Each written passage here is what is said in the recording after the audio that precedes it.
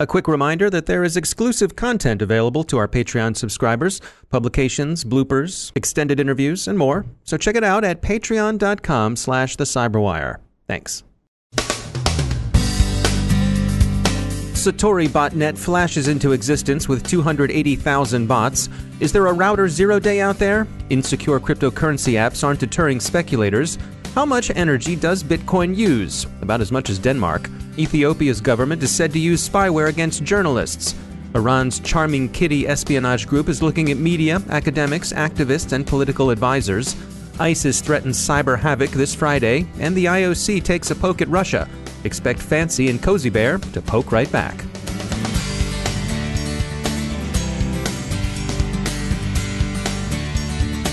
Now I'd like to tell you about a white paper from our sponsor Delta Risk. More than 90% of companies are using the cloud. Although the benefits are clear, moving to the cloud comes with new and unique security challenges. In the white paper, Understanding the Challenges of Cloud Monitoring and Security, Delta Risk cloud security experts outline the key methods organizations can adapt to gain clearer visibility into their network and critical assets. You can get your copy of the white paper by visiting deltarisk.com/whitepapers-cloud monitoring. Delta Risk LLC, a Chertoff Group company, is a global provider of cybersecurity services to commercial and government clients. Learn more about Delta Risk by visiting deltarisk.com. And we thank Delta Risk for sponsoring our show.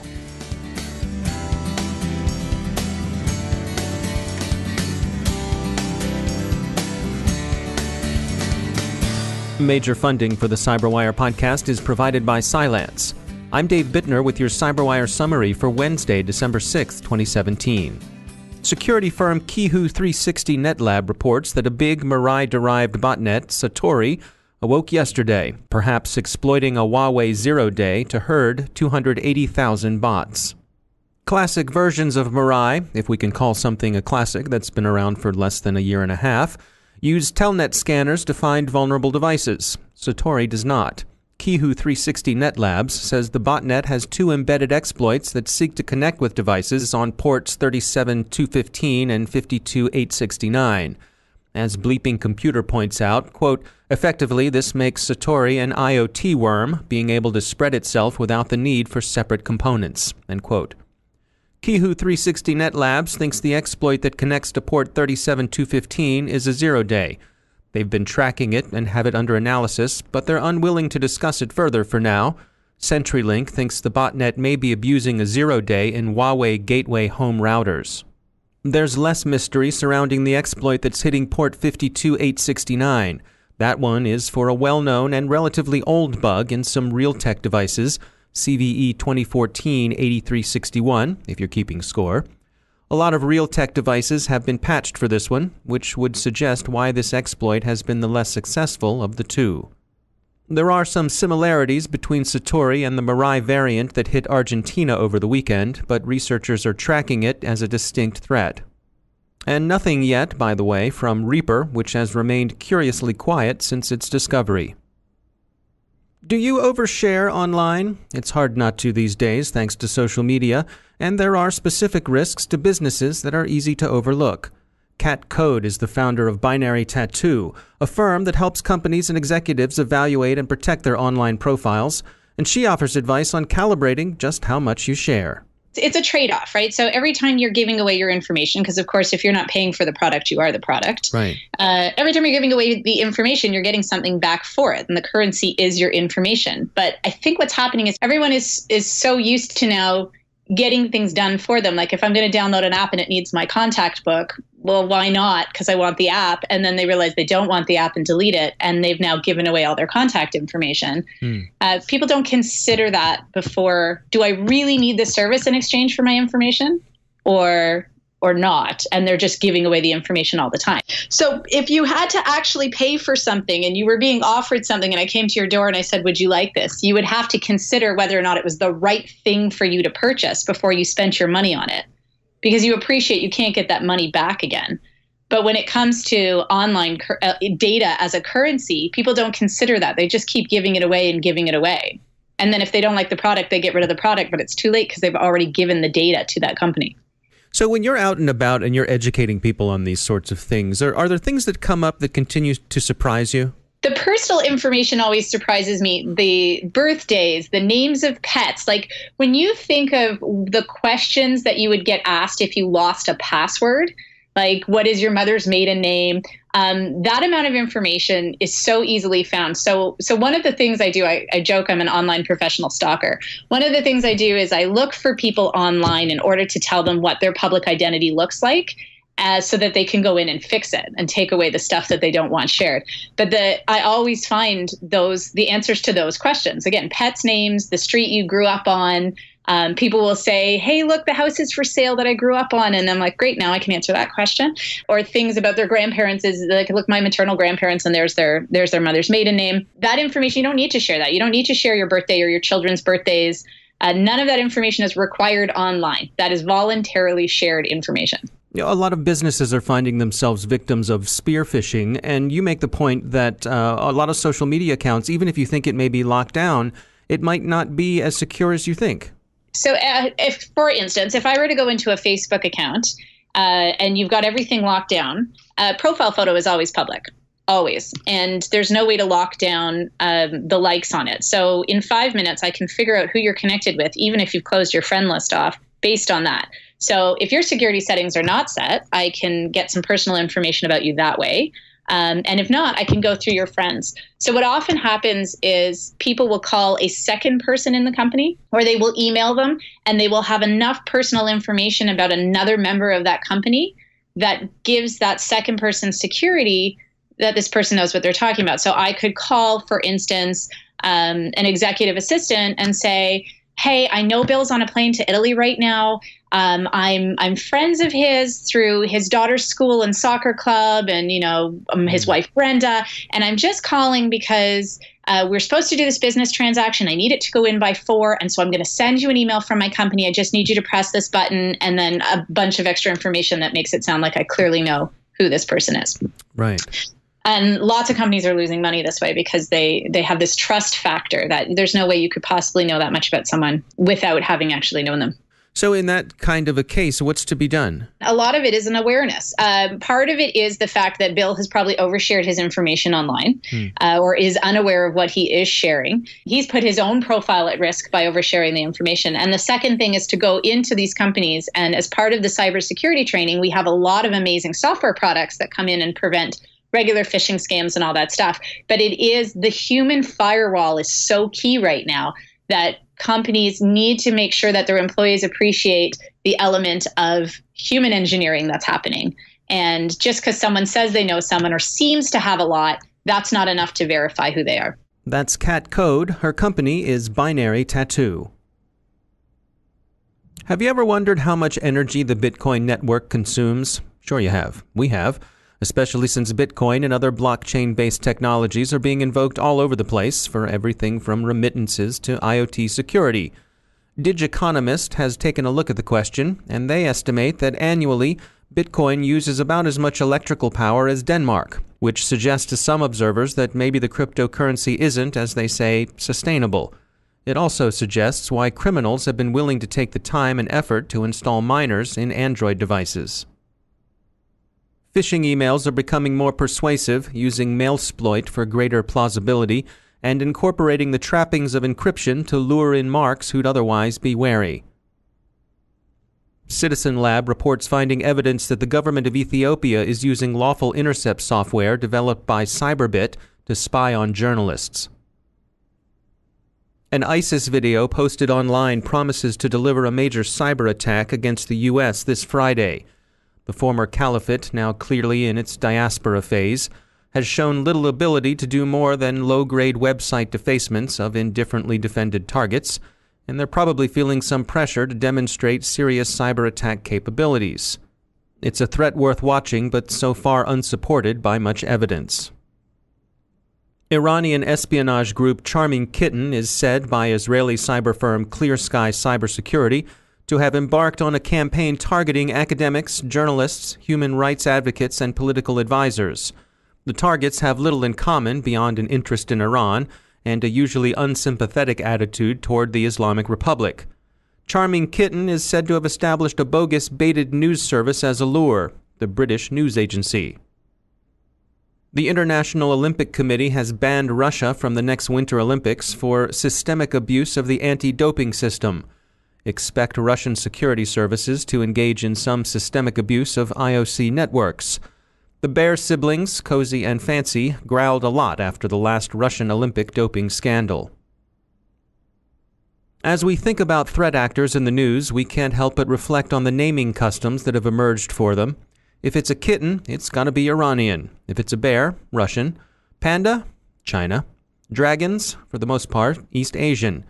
But our patriotic amour propre is wounded here. Surely there are some good animal names people could come up with that would wink in the direction of the Five Eyes.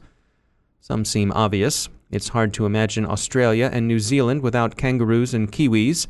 But if those are too obvious, how about dingoes and skinks?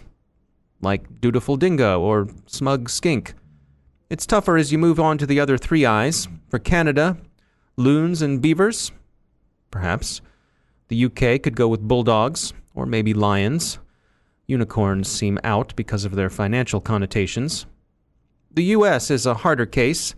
The eagle is too obvious, so how about this? Agencies are in all states, and every state has its own patriotic bird, animal, even Maryland at least, where we are, an official dinosaur.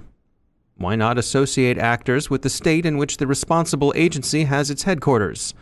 Thus, instead of a boring Fort Meade euphemism like Equation Group, how about something snappy suggested by those Baltimore birds, the official Oriole, or, for the poetically minded, Edgar Allan's Raven? And I suppose if you're going to woof in the general direction of Langley, then pick a Virginia theme like the Cardinal, or better yet, the Foxhound. In any case, we're sure the security community would welcome some guidance on the matter, perhaps from the agencies themselves. Let us know what you think. Even generic suggestions like ferrets, foxes, and squirrels are welcome. Now I'd like to share a message from our sponsor, Nehemiah Security. Fellow cybersecurity leaders, when your CEO asks department heads for a status update, do you envy your colleagues like the VP of Sales or CFO, who only have to pull a report from a single system? Instead of deploying a team of people to check multiple systems and then waiting for them to report back, do you wish you had a single place to get the information you need to communicate with the CEO? Nehemiah Security is here to put that power in the hands of the cybersecurity leader. It's time for a quick solution that allows you to go to one place to get the security information you need, quickly and in business terms your CEO can understand. Nehemiah Security gives cybersecurity leaders the ability to report cyber risk in terms of dollars and cents. Visit nehemiahsecurity.com to learn more and get a free customized demo just for CyberWire listeners. Visit nehemiahsecurity.com today. That's NEHEMIAH security.com. And we thank Nehemiah Security for sponsoring our show.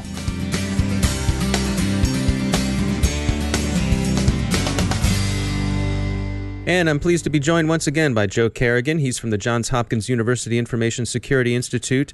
Joe, certainly with hacks like Equifax. Yeah, that's great, isn't it? It's great. And, you know, Yahoo just released recently that it wasn't a billion. It was 3 billion accounts that were released. That was from, is that from the old breach? That's from the old breach, yeah, right? So now they're upping that number again. But I have this feeling of fatigue. Yeah. And sort of inevitability. I just don't know what to do with this. If all the information is out there, it seems like surely there must be information about me out there, must be information about you out there. Sure. The odds are, I feel like we've hit this point where the odds are greater that your information is out there than it's not. Right. No, that's probably 100% correct. When the Equifax breach happened, I was actually at a meeting for a project I work on called THAL, Trustworthy Health and Wellness, with some other institutions. When they heard about this, he said, I'm just going to put my social security number on my website. But, you know, it's just out there. Well, we've talked about this before, I think offline, that, when I was a student in college, your student ID was your Social Security number. Right. So And I had an ID at the first college I attended that had my Social Security number written on it. every test I took in college, I wrote down my student ID number, which was my Social Security number. So how many pieces of paperwork, how many, all of the things that for the university to track, the fact that I went to that school, it's all tied to my Social Security number. So I've heard that there are other nations who have done a better job with this, that they have adopted a digital version of a Social Security number, some sort of secure encrypted kind of thing. Right. It seems to me like we have to be heading in that direction, but I've seen little. We have to move away from Social Security numbers as the primary key on people. We need a data point, a way to identify somebody that can be changed and is revocable. That's the word I'm looking for. Yes, revocable. Well, you recall if you actually have your Social Security card. I do have my Social Security card from, I think it was given to me when I was a child. Yes, I've lost mine. Yes, most people probably have, but on the card it says this is not to be used as a form of identification. Correct. Yeah, right. That's right. And yet here we are. Trying to do just that. If only there were a group of smart people who could come up with some sort of way to replace our. But I guess it's momentum. It's right. Oh yeah, there is a huge momentum problem here. I don't know that anything's going to change until the pain of changing becomes less than the pain of the current state. And for most of us, we're just willing to sit around and wait until something bad happens, like somebody opens an account in our name, and then how bad does that hurt? If someone were to call me tomorrow and say, hey, your mortgage on your property in Florida is overdue, my answer will be, well, go ahead and foreclose. I don't have a property in Florida. I don't know what you're talking about. Yeah, but you could take the credit hit, and I don't know. I mean, I perhaps if someone does a targeted attack on every single member of Congress, right, and only every single member of Congress, maybe we'll get their attention. You mentioned credit hits, right? So if I get enough credit hits, yeah, right, and my credit score drops, right, then identity theft stops being a problem, right? Because nobody wants to open a well, they won't card. be able to. Right, they won't be able to open a credit card. You won't be creditworthy. my credit score will be like 300 or something. But that's I think that's part of the point, though, is that if all this information is out there, do all of these services, all the things that rely on this information become sort of meaningless. Yeah, I mean, how reliable is the information that's out there? Right. And yeah, I can contest a lot of things on my credit reports. Anything that's on my credit report, I can put a document in there. There are some laws that have made it a lot more difficult to open a bank account. I remember the last bank account I've opened, which was actually at a credit union within the past 4 years. I was astounded at how much documentation I had to present just to open a bank account. Yeah, no, that's true. We opened one for my son recently, and it was a whole, electric bills and proof of residency and so on and so forth. Yeah. Well, I don't think we've come up with any solutions here, but we've certainly made our all we do is sit here known. and complain, right? I like to come up with a solution. Well, as with many things, I think there are some good ideas being tested in other nations. Yep. Which seems to be the way that it goes with many of these things. We definitely need to start moving in this direction. That is for sure. It's inevitable. Yep. All right. Well, as always, Joe, thanks for joining us. It's my pleasure. And that's the Cyberwire. Thanks to all of our sponsors for making the Cyberwire possible, especially to our sustaining sponsor, Cylance. To find out how Cylance can help protect you using artificial intelligence, check out Cylance.com. The Cyberwire podcast is proudly produced in Maryland out of the startup studios of Data Tribe, where they're co-building the next generation of cybersecurity teams and technology.